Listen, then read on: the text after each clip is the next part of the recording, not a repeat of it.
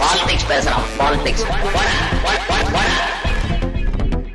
எடப்பாடி பழனிசாமி இன்றைக்கு ஒரு செட்டு, அன்னைக்கு 23 வேட்பாளர்கள் அறிவிச்சாரா? அதாவது முன்னாள் அமைச்சர்கள், தன்னுடைய நெருங்கிய சகாக்கள், அதாவது எந்த ஒரு தலித்து கூட இருக்க மாட்டாங்கன்னு நினைக்கிறேன். ஒரு தலித் இல்லை, ஒரு முஸ்லிம் இல்லை. அப்போ அவருடைய க்ளோஸ்டு சர்க்கிள், ஃபர்ஸ்ட் லைன் சர்க்கிளை மட்டும் அன்னைக்கு அறிவிச்சிட்டார். ஏன்னா அந்த சீட்டுகளை, அந்த இடங்களை பாஜக பிடுங்கிக் கொள்ளக்கூடாது அப்படிங்கிற முன்னெச்சரிக்கையில்.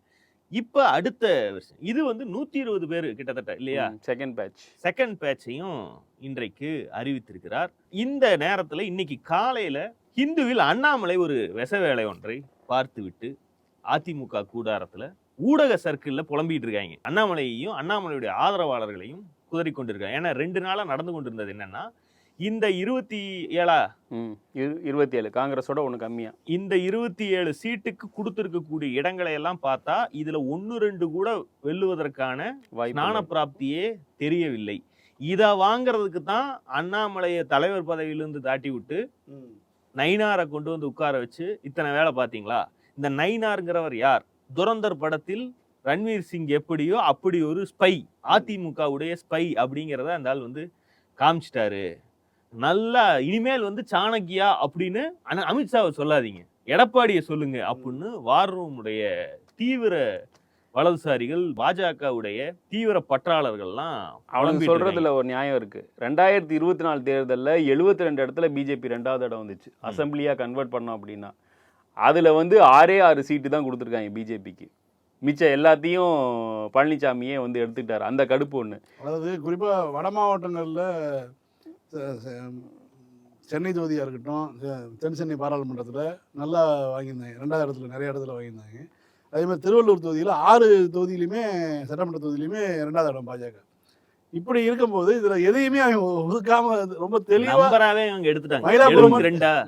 72 தொகுதிகளில் அதிமுகவை 3வது இடத்துக்கு தள்ளி பாஜக 2வது இடத்துல இருக்கு. இந்த 72 தொகுதிகளில் ஒரு 27 செலக்ட் பண்ணியிருந்தா ஒரு வாக்கு சதவீதத்தை உயர்த்தி காட்டுவதற்காக பாஜகவுக்கு பயன்பட்டு, அது இல்லை அப்படிங்கிறது இவர்களுடைய கோபம்னா இது இவர்களுடைய கோபமா மட்டும் பார்க்க கூடாது. இது அடிப்படையில் அண்ணாமலையுடைய கோபம். இவர்கள்லாம் யாருன்னா, அண்ணாமலை பாஜகவுக்கு தலைவராக இருந்திருக்க வேண்டும், எடப்பாடி பழனிசாமியுடைய அதிமுகவை ஒழித்து கட்டிவிட்டு நாம் திமுகவுக்கு நேர் இதில் அந்த பைபோலார் அரசியல்ல உட்காரணும் அப்படிங்கிற தாட்ல இருக்கவங்க.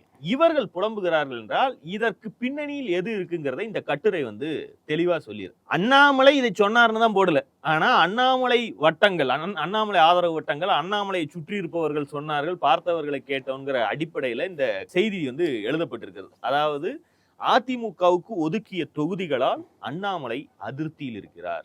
நேற்றைக்கு நிருபர்கள் காருக்குள்ள மைக்கு நீட்டி கேட்ட போதும், நான் ஒரு சாதாரண காரியகர்த்தாவா சொன்ன வேலையை செய்ய போறேன், இதுவரைக்கும் நான் எங்கேயும் சீட்டு கேட்கல, நீங்க போட்டியிட போறீங்களான்னு கேட்டா நான் எங்கேயும் விருப்ப மனு கட்டல, நான் தலைமை கிட்ட அப்படி எதுவும் கேட்கலைங்க, ஒரு தொண்டனா வேலை செய்யறேங்கன்னா வரேங்கன்னா மறுபடியும் பாப்பங்கண்ணா அப்படின்ட்டு போயிட்டாப்புல.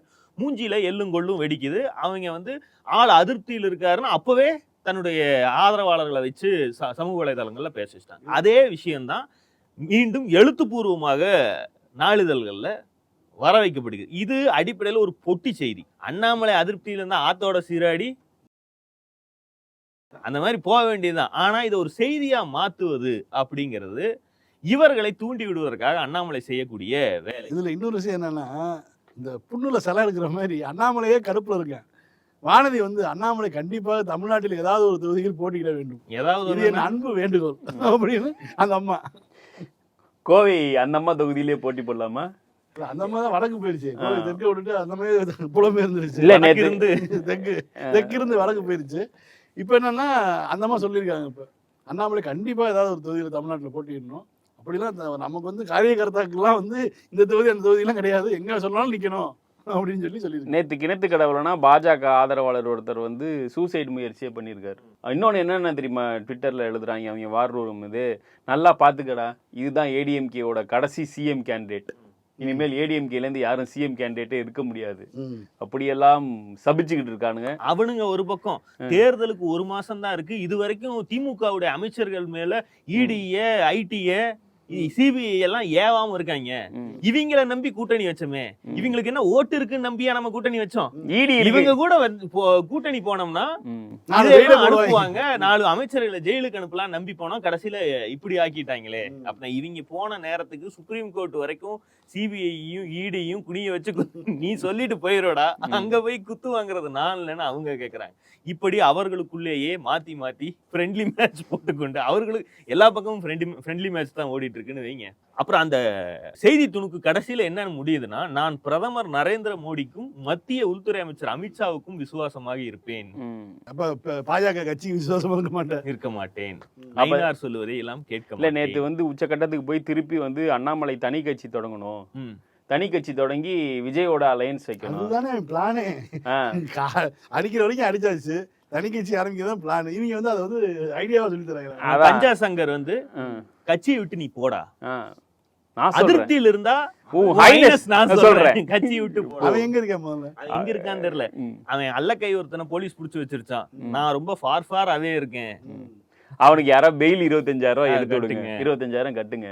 20,000 கட்ட முடியாது, 25,000 ரூபாய் கட்ட முடியாம இல்ல, கூட உட்காந்துருக்கு பையன். அந்த பையனுக்கு கால உடைச்சு விட்டாங்க, அதனால 25,000 செலவுக்கு வேணும். அவன் ஒரு இந்த பிரச்சனையை நீ டீல் பண்ணிட்டு இருக்கும்போது இவன் கையில கட்டு, அவனுக்கு காலில் கட்டாம கட்டு, இப்படி போட்டு உட்காந்து இருக்கும்போது அவன் வந்து சொல்றான், இந்த அண்ணாமலை தான் இவன் வந்து ஜிஆர்எஸ் தூக்கி ஜெயில வச்சாரு தெரியுமா, வச்ச பிறகு சுப்ரீம் கோர்ட் வரைக்கும் போராடி பெயில் எடுத்து வெளியே கொண்டு வந்து, அப்புறம் அவரு கூடயே ஒரு சமரசம் எல்லாம் பண்ணி வச்சு பல ஏற்பாடுகளை பண்ணி செட்டில் பண்ணி விட்டதே அண்ணாமலை தான். அப்ப அண்ணாமலை பாஜகவுடைய மாநில தலைமையில் இருக்காரு. இப்படி வைத்திருந்த உனக்கு பாவம் பார்த்ததுக்கு அண்ணாமலைக்கே நீ வந்து கட்சி விட்டு வெளியே போக சொல்றியா அப்படின்னு அந்த கார்த்திக் கோபிநாத், யார் அந்த கோயில் உண்டியல் திருடன், அவன் வந்து கோவத்துல பேசுறேன்னு உண்மையை புறம் சொல்லிவிட்டான். இனிமேல் வந்து இதுக்குதான் பாம்புக்கு பால் வாக்க கூடாது, இனிமேல் என் யூடியூப் சேனல்ல உன்னை பத்தி பேச மாட்டேன், காக்கா விரட்ட மாட்டேன். இவனுக்கு இவ்வளவு நாள் யூடியூப் சேனல்ல கடந்த ஒரு 10-20 நாள் பேசினது வந்து அந்த ஊம்பலச்சேரி மாடோட யூடியூப் சேனல் பேசு தமிழா பேசு, அதுல வந்து பேசிட்டு இருந்தான், அதெல்லாம் பேசிட்டு இருந்தானுங்க. இப்ப வந்து இதுக்கு தான் இவன் வந்து கட்சி விட்டு போக சொல்றான் அப்படின்னா அவன் கடிக்க. இன்னொரு பக்கம் சுமந்திராமன் வந்து வாட் நான்சென்ஸ் திஸ் இஸ், இவருக்கு பிடிக்கலன்னா இவர் போக வேண்டியதானே. பழைய பாஜகவா இருந்தா இப்படி எல்லாம் பேசிட்டு இருக்க அண்ணாமலை, பழைய பாஜகவா இருந்தா இப்படி பண்ணிட்டு இருந்ததுக்கு கட்சி விட்டு துரத்தி விட்டு இருப்பாங்க. இன்னைக்கு அமித்ஷா மோடி காலத்துல இதெல்லாம் வந்து ஒரு ஸ்ட்ராட்டஜிக் அசட்டா இவனை எல்லாம் பாக்குறாங்க. சூத்திரங்கையில வந்து கட்சி வந்து மாட்டிக்கிட்டு பாடுபடுது பாரு. எல்லாம் பேசி ஒரு மாதிரி தேர்தலை சந்திக்கிறதுக்கு எடப்பாடி ரெடி ஆயிட்டு இருக்கும்போது இப்படி வந்து ஒரு பத்திரிகையில பேட்டி கொடுக்குற, தொகுதியில சுவை இல்லை நிறம் இல்லைன்னு சொல்றேன்னா அது என்ன அவரு கோவப்படுறாரு. சோ ஆக மொத்தம் தன்னால என்ன பண்ண முடியுமோ ஆடு அந்த அளவுக்கு பண்ணி விட்டுருச்சு. அவங்க டேக் போட்டு சுத்துறாங்க, நோ ஓட் ஃபார் இடிஎம்கே.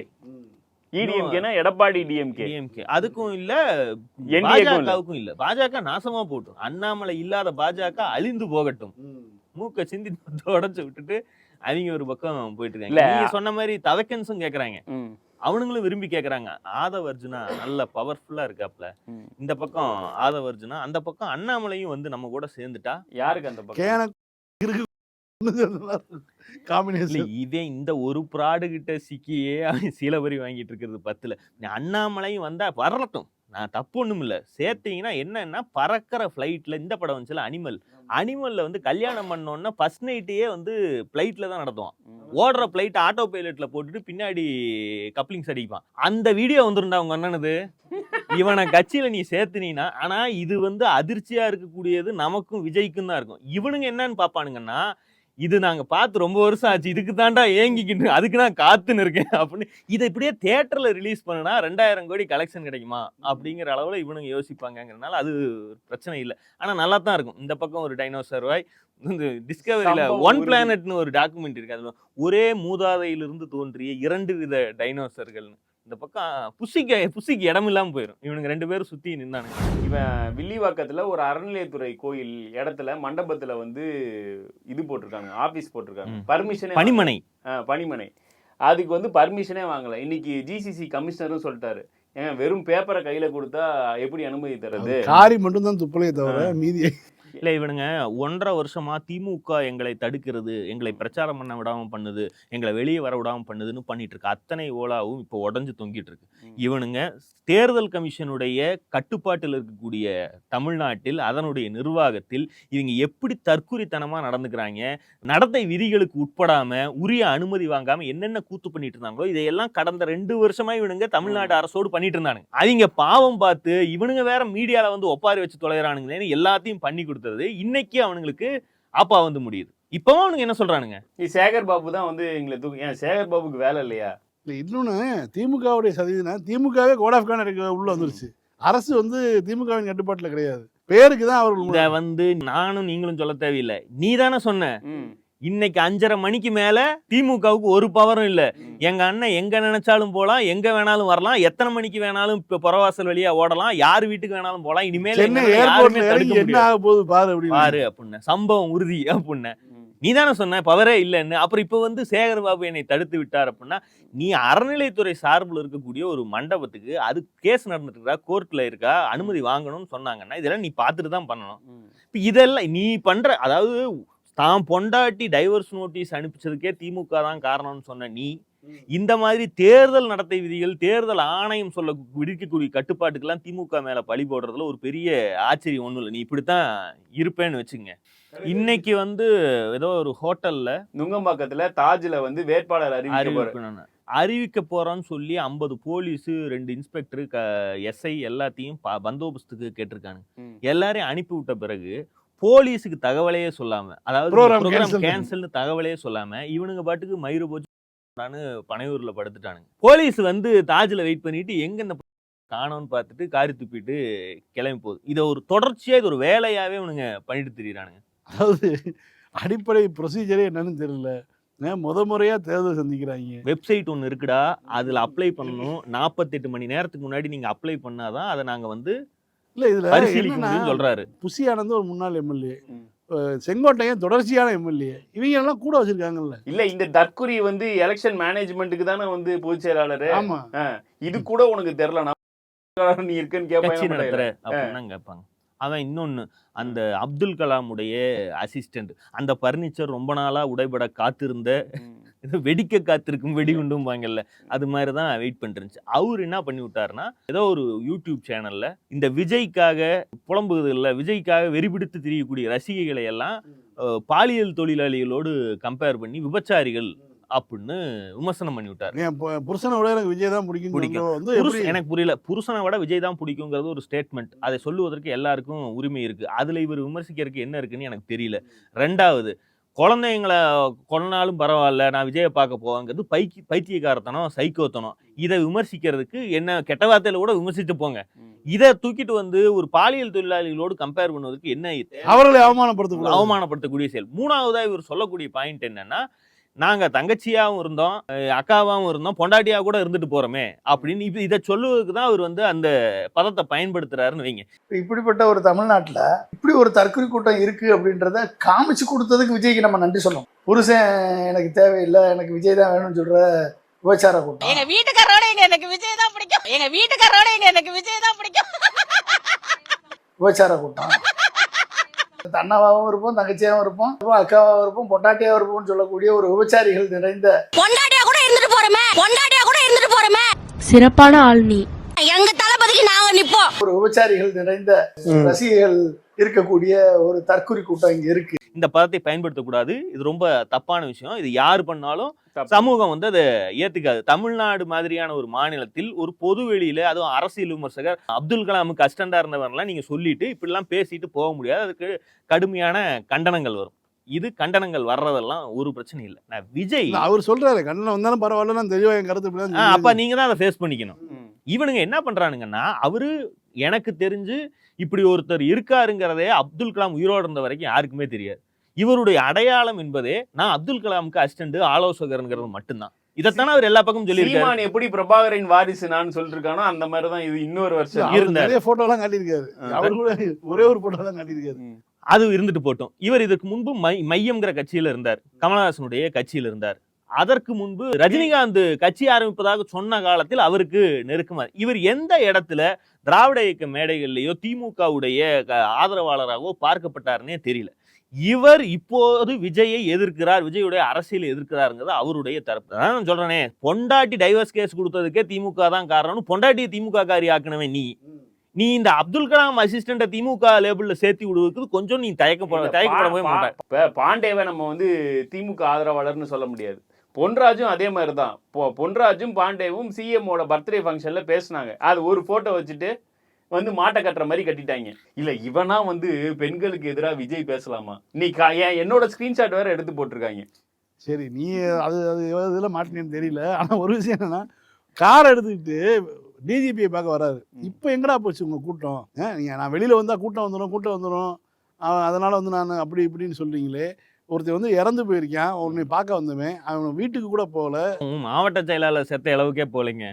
பார்க்க வந்தவன் எவனோ ரசிகன், ஆனா உன் கட்சியில நிர்வாகியா இருக்க நீ போலையே. அதான் இப்படிதான் நீ வந்து இருக்கு. ஆனா நேற்றுக்கு வந்து நீ டிஜிபி ஆபீஸ்க்கு வர. டிஜிபியே இல்ல சட்டம் ஒழுங்கு ஏடிஜிபியை பார்த்ததுக்கு நீ யாருவே அக்யூஸ்ட் தானே, நீ அங்க ஒரு பொட்டி இருக்கு அதுல போட்டுட்டுவேன்னு சொல்லி அனுப்பிவிட்டாங்க. போன 5வது நிமிஷம் நீ திரும்பிட்ட. உனக்கு வெட்கமா இருக்கு? உள்ள போறதுக்கே 5 நிமிஷம் ஆகும். போற வழியில வந்துட்டாப்னு நினைக்கிறேன். இல்ல இவங்க வந்து கண்டனம் தெரிவிங்க, ட்விட்டு போடுங்க, அதை மேடையில கூட 4 வாட்டி பேசுங்க. ஆனா கம்ப்ளைண்ட் கொடுக்க போகும்போது கொஞ்சமாவது உறுத்த வேண்டாமா? நேற்றைக்கு இதெல்லாம் நடந்து கொண்டிருக்கக்கூடிய இதே நாள்ல இந்த விர்ச்சுவல் வாரியர்ஸ் என்கிற வெறிநாய் கும்பல் வந்து நக்கீரன் கோபால் தன்னுடைய அட்டை படத்தில் விஜயுடைய பிரச்சார வாகனத்துக்குள் நடிகை த்ரிஷாவும் இருந்ததாக ஒரு கவர் ஸ்டோரி எழுதி அவரு போட்டிருக்காரு. இதுக்கு முன்னாடி நீங்க ஒன்னாவே இருந்தது இல்லையா? இது ஒன்னாவே பயணம் பண்ணது இல்லையா? நீங்க இதுல ஆதாரம் இருக்கா இல்லையாங்கிறத நக்கீரன் கோபால் தான் சொல்லணும். இதை செய்தது நக்கீரன் கோபால். நக்கீரன் கோபாலுக்கு விஜயை பிடிக்கலன்னு நினைச்சு அவர் பண்றாருன்னா நீங்க விமர்சிக்க வேண்டியது யார? கோபால. நீ கோபால ஒட்டுமீசைங்கிற இழுத்து கூட பாரு, வந்தா வச்சுக்க, அது அவர் பாடு, நீயாச்சு அவராச்சு. நீ என்ன பண்றானுங்கன்னா அவருடைய மகளுடைய படத்தை தேடி எடுத்துட்டு வந்து 4 படத்தை வச்சுக்கிட்டு இந்த பொண்ணு வந்து அங்க இருக்கு இங்க இருக்கு, அது கூட பஸ்ல இருந்துச்சு, இந்த பொண்ணு வந்து கெட்ட வார்த்தை இல்ல, அந்த பொண்ணை அபியூஸ் பண்றது, நீ என்ன தொட்டைனா நாள் முழுக்க பண்றாங்க. ஒவ்வொரு ட்வீட்டும் சாயந்தரம் வந்து பெண்களுக்கு பாதுகாப்பு கேட்டு இப்படி போடப்படுற ட்வீட்டுகள் வந்து ஒட்டுமொத்த தாவேக்க ஐடி விங்கால பெண்கள் திட்டமிட்டு பரப்பப்படுது. 1000கணக்கில் ரீட்வீட் ஆகுது. இது ஒரே ஒரு பொறுக்கி எங்கேயோ போட்டு போறான், அது கேப்பாரத்துக்கு கிடக்குதுன்னா அது வேற பிரச்சனைங்க. எல்லாம் லட்சக்கணக்கில் போய் ரீச் ஆக வைக்குது, டூல் கிட் மாதிரி பயன்படுத்துறாங்க. இதையெல்லாம் செய்த அதே நாள்ல சாயந்தரம் நீ ஒரு பேப்பரை தூக்கிட்டு தமிழ்நாட்டு பெண்களை எல்லாம் விபச்சாரின்னு பொன்றாச்சு. தமிழ்நாட்டு பெண்களே அவர் சொன்னாரு. அவர் குறிப்பா உன் கட்சியுடைய வெறி பிடித்தவர்களை இந்த மாதிரி வந்து சொல்லக்கூடியவர்களை சொல்லக்கூடாதுங்கிறது உண்மைதான். ஆனா அந்த ஆள் செய்யறத விட நீ பண்றது எவ்வளவு எச்சத்தனமா இருக்கு. தமிழ்நாட்டுல இருக்கக்கூடிய பெண்களை எல்லாம் நீ எடுத்துக்கிற. சோசியல் மீடியால பேசுறது பொன்ராஜ் பொண்டாட்டி பிள்ளைங்க அம்மா ஆத்தா எல்லாம் தமிழ்நாட்டுல இல்லையா? அவர் யார சொல்றாரு? என் கட்சி பெண்களை இப்படி சொல்றாரு, என்னுடைய ரசிகைகளை இப்படி சொல்றாங்கன்னு சொன்னா உன் ரசிகைகளை அப்துல் கலாம் அசிஸ்டன்ட் ஏன் அப்படி சொன்னாங்கன்னு ஒரு கேள்வி வரும். அந்த கேள்விக்கு இவர் ஒரு பதில் சொல்லுவார். இந்த மாதிரி சொன்னாங்க, ஒரு வீடியோ எடுத்து காட்டுவேன். இந்த வீடியோவை போய் நீங்க தமிழ்நாட்டுல எந்த மூலையில் எடுத்து சாதாரணமா இருக்கக்கூடிய ஒரு 40-50 வயது பெண்ணிடையும் ஆணிடமும் நீங்க கேளுங்க. கரெக்டா தான் சொல்றாரு இருந்தாலும் சொல்லுவாங்க. இப்படி பேசுனா இப்படி சொல்லாம வேற என்ன மனப்பாங்களா அப்படின்னு 90% பேர் கேட்பாங்க. இந்த நிதர்சனம் இவங்களுக்கு புரிஞ்சதுனாலதான் தமிழ்நாட்டில் இருக்கக்கூடிய எல்லாரையும் விபச்சாரின்னு சொல்லிட்டாருன்னு கம்ப்ளைண்ட் கொடுக்குற. கம்ப்ளைண்ட் கொடுக்க போறையே உனக்கு வெட்கம் இல்லையா? இப்ப அந்த ஆள் மறுபடியும் அதான் கேட்கிறார். அவர் சோசியல் மீடியால பேசுறது உனக்கு தெரிஞ்சிருக்குல்ல. சோசியல் மீடியால உங்க ஆளு வந்து நக்கீரன் கோபால் அவர்கள் மகளை பத்தி வந்து அவ்வளவுதான் அவதூறா பேசுறாரு, அது உனக்கு தெரியாது? இல்ல இத இவன் தான் பண்ணிருப்பான். இவன் ஒரே தடவை என்ன பண்ணா, நடுவுல எங்க ஆளுங்க பூந்து விர்ச்சுவல் வாரியர் ஆட்டத்தை கழிச்சு விட்டாங்க. அதே மாதிரி அடுத்த ஸ்டேஜ்ல பெரம்பூர்ல பேசும்போது சீமான் இன்னைக்கு கிழிச்சு விட்டாங்க. என் கட்சிக்கார பிள்ளைகளை எல்லாம் எப்படி எல்லாம் பேசுறாங்க. தாரிகான்னு ஒரு முஸ்லீம் பொண்ணு ஒண்ணு நாத்தாக்கால இருக்கு, அதை பிடிச்சி இதே மாதிரி அபியூஸ் பண்ணிருக்காங்க. அது போய் நேற்றைக்கு கரடி வயசுல வேற பேசினாரு சீமான் வந்து இதையும் சொல்லி, நான் இதே மாதிரி பிரிண்ட் எடுத்துட்டு போனேன்னா தொட தண்டி இருக்கும், அதை எடுத்துட்டு கொண்டு போய் நான் போய் குடுக்கவா, உங்க பேர்ல குடுக்கவா அப்படின்னு கேக்குற நியாயமான கேள்வி தானே. நீங்க எங்க குடும்பங்களை பேசும்போது என் மனைவிய, என் தம்பி சிவகார்த்தியின் குடும்பத்துல அவன் மகளை, ஐயா அன்பு சகோதரர் அஜித் அவர்கள் குடும்பத்தை பிள்ளைகளை, இதையெல்லாம் பேசும்போது நீங்க எங்க இருந்தீங்க? அப்போ உங்க கட்சிக்காரங்க என் கட்சியில் இருக்க பிள்ளைகளை, மற்ற கட்சியில் இருக்க பெண் பிள்ளைகளை அவ்வளவு கேவலமா எழுதுறானே, வாய்கிட்ட சொல்ல முடியாத வார்த்தைகளை. நீ எல்லாத்தையும் சேர்த்து நான் எடுத்துக்கிட்டு, மொத்தமா இவ்வளவு இருக்கும் எடுத்துக்கிட்டு, நான் இதே கமிஷனர் அலுவலகத்துல உங்க மேல புகார் கொடுத்தா அப்படி இருக்கும்? எப்படி இருக்கும்? அவர் கட்சி அவர் கண்டிக்கல, இப்ப அவர் மேல இதுக்கு ஒரு வழக்க பதிவு பண்ணி விசாரிங்க, என்னன்னு கேட்க நான் கொண்டு கொடுக்கட்டுமா?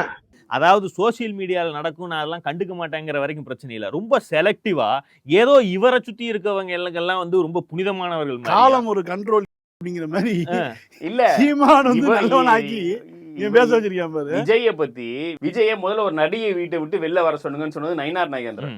அவர் என்ன திமுக மாவட்ட செயலாளரா இல்ல திமுக அமைப்பு செயலாளரா? அப்பனா சும்மா இருந்தேன். அவரை நயினார் நாகேந்திரனை திமுகவோடு கனெக்ட் பண்ண முடியாதுங்கிறதுனாலதான் அந்த விவகாரத்துக்கு விஜய் வாயே திறக்கல.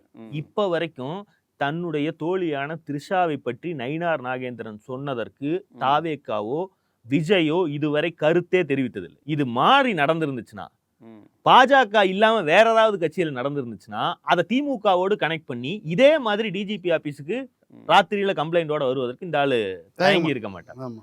ஏன் அதுக்கு பேசலிங்கிறதுக்கும் ஏன் இப்ப பேசுறாருங்கிறதுக்கான கனெக்ஷனே இவ்வளவுதான். இந்த ஆளுக்கு பெண்கள் மீதோ தன்னுடைய ரசிகர்கள் மீதோ இல்ல, செத்து போனவன் மீது கூட எந்த இதுவும் கிடையாது. இது நேற்றையில இருந்து என்ன கேட்டிருக்காங்க, ஏன்டா வெளியே வர மாட்டேங்கிறேன்னு ஒரு வாரமா கேட்டிருக்காங்க. கோட் ஆஃப் கான்டாக்ட் வந்துட்டா தடுக்கவே முடியாது. உங்க வீட்டுல தான் வந்து சோறு திம்பேன்னா சொன்னாங்க. சொன்னேன்ல, 10 நாள் ஆச்சு 12 நாள் ஆச்சு ஏன்டா வெளியே வர்றேன்னு கேட்டவங்களுக்கு அப்டேட் கொடுக்குறாப்புல. நான் உள்ளதான் இருக்கேன், தமிழ்நாட்டுல சின்ன தான் விஷயமா டிஜிபியை பார்த்துட்டு இல்ல வந்தேன். அதுல சொல்றாங்க கேர்ள் ஃப்ரெண்ட சொன்னா கூட விட்டுருவாரு, கட்சிக்கார பொண்ணுங்களை சொன்னா டிஜிபி கிட்டே வந்துட்டாரு. ரோஸ்ட் தான் வேற ஏதாவது வாயில வருது. அதாவது எனக்கு திரும்ப திரும்ப விஷயம் என்னன்னா, அந்த பையன் இறந்து போன பையன் வந்து ட்வின்ஸ்ல ஒரு பையன். அவங்க குடும்பம் வந்து அவ்வளோ வந்து பெரிய பேரிழப்புல சந்திச்சிருக்கு. நீ ஒரு கட்டசிக்காத ஒரு ஃபோன் பண்ணி அவங்க அப்பாட்ட பேசி ஏங்க ஃபோன் பண்ணனா வேண்டாங்க, அவனுங்க அபிஷியல் பேஜ்ல ஒரு ட்வீட் கூட இல்லைங்க. ஒரு வாரத்துல கூட அந்த அவங்க அப்பா விடுங்க, அவன் கூடவே ஒரு பையன் இருக்கான், அவன் கடைசி வரையும் எவ்வளவு பெரிய டிராமால வாழ்வான். ஆமா, அது அந்த செய்தி ட்வின்ஸ்னு கேள்விப்பட்டதுக்கு அப்புறம் தான் நமக்கு ஆறவே மாட்டேங்குது. இவன் இவ்வளவு பெரிய ஒரு கொடூரமான ஒரு நபர், சைக்கோ தான். இல்ல இவங்க கிண்டல் அடிச்ச அமைச்சர் அங்க போய் நிக்கிறாரு. கரூர் விஷயத்துல இவங்க எல்லாம் கிண்டல் அடிச்சாங்கல்ல, ஆமா, அந்த மினிஸ்டர் அங்க போயிருக்காரு. ஓ மாவட்ட செயலர் எவனா அங்க போனானா, இதே இடத்துல உட்காந்து எவனை திட்டணுமோ அவன் நல்லவன் ஆயிட்டான். யாரு? சீமான். கொடுமாடா சாமி அப்படிங்கிற மாதிரி தான் இருக்கு. இந்த ஒட்டுமொத்த எபிசோட்லயே திமுகவுக்கு எதிராக பாயிண்டே கிடைக்காம இருக்கக்கூடிய விஜய்க்கு பெண்களை திரட்டி தூண்டி விடுவதற்கான ஒரு வாய்ப்பா இதை விஜய் பயன்படுத்திக்கிறதா பார்க்க முடியும். எனக்கு தெரிஞ்சு பொன்ராஜையே விஜயே பேச வைத்து வாய்ப்பு இருக்கு. அப்படி செய்வதற்கும் இப்ப அது பேசக்கூடிய ஆள் தான் இவங்க. ஏன்னா இப்ப வரைக்கும் அவர் வந்து மன்னிப்பு கேட்க மாட்டேன், நான் மீண்டும் மீண்டும் பேசுவேன், அதை ஜஸ்டிஃபை பண்ணுவேன் அவர் திரும்ப திரும்ப சொல்றாருன்னா, இந்த டாபிக்கை அலைவில் இப்படி வச்சிருக்க நயினார் நாகேந்திரனை விரும்ப மாட்டார். முதல்ல கெத்து காட்டின நயினார் கூட அதுக்கப்புறம் மன்னிப்பு தெரிவிச்சுட்டு ஓடிட்டார். இவர் திரும்ப திரும்ப அதை பேசிட்டு இருக்காருன்னா இவர்களுடைய திட்டமா விஜய் குழுவுடைய திட்டமாவே இது இருப்பதற்கான வாய்ப்புகள் அதிகம். இதுல இருந்து மைலேஜ் எடுக்க முடியுமா அப்படிங்கறத பாக்குறதுக்கும் வாய்ப்பு இருக்கு. ஆனா இதை இன்னும் வளர்த்துனீங்கன்னா தமிழ்நாட்டில் இருக்கக்கூடிய சாதாரண ஜனங்க ஏற்கனவே சொன்ன மாதிரி எதுக்கு இவன் பேசுனா அப்படின்னு கேட்பாங்க. அந்த வீடியோவை பார்த்தாங்கன்னா இந்த ஆள் பேசுனது கரெக்டா தானே இருக்கு, இதுங்களை இப்படி பேசாம வேற எப்படி பேசுறதுன்னு தான் 90% பேர் நினைப்பாங்கிற நிதர்சனம் இவங்களுக்கு புரிய மாட்டேங்குது. 21 எடப்பாடி எடுத்த அதே அலுவாச்சி டாபிக் தான் அது. எங்க அமிச்சி திட்டாங்க. ரொம்ப பழைய படம். மீண்டும் சந்திப்போம். லைக் பண்ணுங்க, ஷேர் பண்ணுங்க, சப்ஸ்கிரைப் பண்ணுங்க, கமெண்ட் பண்ணுங்க. பாய். பாலிடிக்ஸ் பேசுறான், பாலிடிக்ஸ்